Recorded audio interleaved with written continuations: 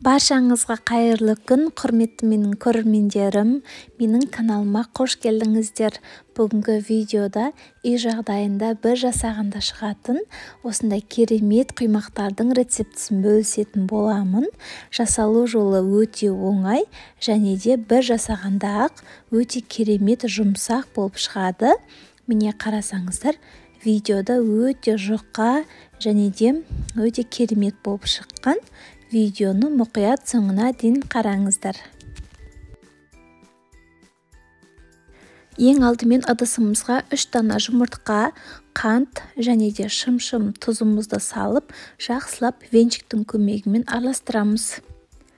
Одан кейін жылы сүтімізді құйып араластырамыз. Және де кәдімгі ұнымызды қосып, осылайынан бір келкі болғанша араластырамыз. Арасында түйіндер қалып кетпеу керек, сондықтан да жақсылап араластырамыз. Құймақтың құрамына керекті заттарды астындағы описание бөліміне жазып қалдырдым. Сол жаққа кіріп қарасаңыздар болады. Міне қыздар, біздің қамырымыз осындай бір келкі болып шықты. Енді кәдімгі қайнаған жылы суымызды құйып, жақсылап тағы да араластырамыз. Ең соңынан сұйық майымызды құйып араластырамыз және де 1 шай қасық соданы қосып араластырамыз. Міне бізде осындай сұйық масса болып шығады. Енді табамызды газға қойып қыздырып аламыз және де астын орташа отқа қоямыз. Келесі табамызды сұйық маймен майлаймыз. Қатты майлаудың қажеті жоқ. Сәл ғана майласаңыздар жеткілікті. Енді қамырды құятынның алдында бір қозғап, сосын барып, осылайынан видеода көріп тұрғандарыңыздай құйып шығамыз. Міне қарасаңыздар, арасындағы тесіктері бір дегеннен шығып жатыр. Енді шетін осындай лопатканың көмегімен ең алдымен шет-шетін осылайынан ашып аламыз. Міне қарасаңыздар, видеода барлығы түсінікті етіп көрсетілген. Мен бұлай жасайтын себебім, екінші жағын аударған кезде кейде жабысып, жыртылып кетіп жатады. Сондықтан да ең алдымен осылай шет-шетін табадан осылайынан ажыратып аламын. Және де бір шетін осылайынан қайырып, содан кейін барып қолыммен екінші жағын аударамын. Сол кезде қолдарыңыз да күйіп кетпейтін болады. Мінекей екінші жағында дәл солайынан пісіріп аламыз. Егер сіздердің табаларыңыз антипригарный болса, сұйық маймен майлаудың қажеті жоқ. Егер одан сәл жабысып жататын болса, әр құймақты құйған сайын сұйық маймен майлағандарыңыз дұрыс болады. Мінекей осылайынан бірінші ажыратып аламын. Содан кейін жартылай қайырып, сол кезде екінші жағын аударамын. Сол кезде қолдарыңыз күймей, қатты ыстық ұрмайтын болады.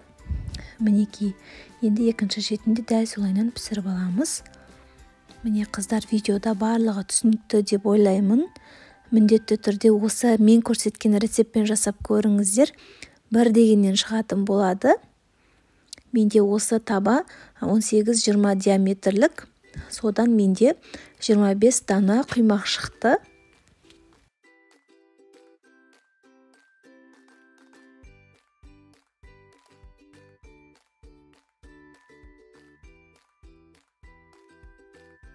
Құймақты пісіріп жүргеннен бастап мен осы құпияны өзім практика жүзінде үйреніп алған болатынмын. Дәл осылайынан видеода көріп тұрғандарыңыздай екінші жағын аударып қайыратын болсаңыздар, қолдарыңыз да күймейді.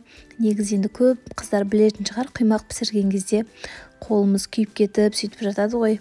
Дәл осылай мен жасаған сияқты жасайтын болсаңыздар, қолдарыңыз да күймейді және де құймақтарыңыз да жыртылмай шығатын болады.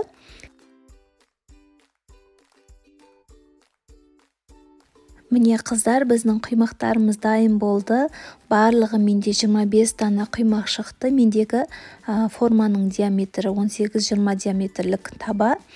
Міне қарасаңыздар, енді ажурный дейді ғой, кәдімгі тесік болып шыққан, өте керемет, жұмсақ. Міне қарасаңыздар, енді керемет болып шықты.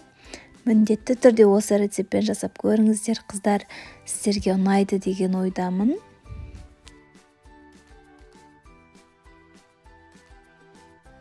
Міне қыздар, біздің құймақтарымыз өте жұқа және де жұмсақ болып шықты. Міндетті түрде жасап көріңіздер. Ортасына әртүрлі салмадан салып дастарханға ұсынсаңыздар болады. Кәдімгі сүзбені салып немесе кәдімгі сгущенканы бетіне құйып жақындарыңызға ұсынсаңыздар болады. Құрметті қыз-келіншектер, астындағы подписаться батырмасын басып, менің каналыма тіркелуді ұмытпаңыздар. Алдағы уақытта сіздермен көптеген рецепттермен бөлісетін боламын. Сіздермен болған Әйгерім. Келесі видеоларда кездескенше.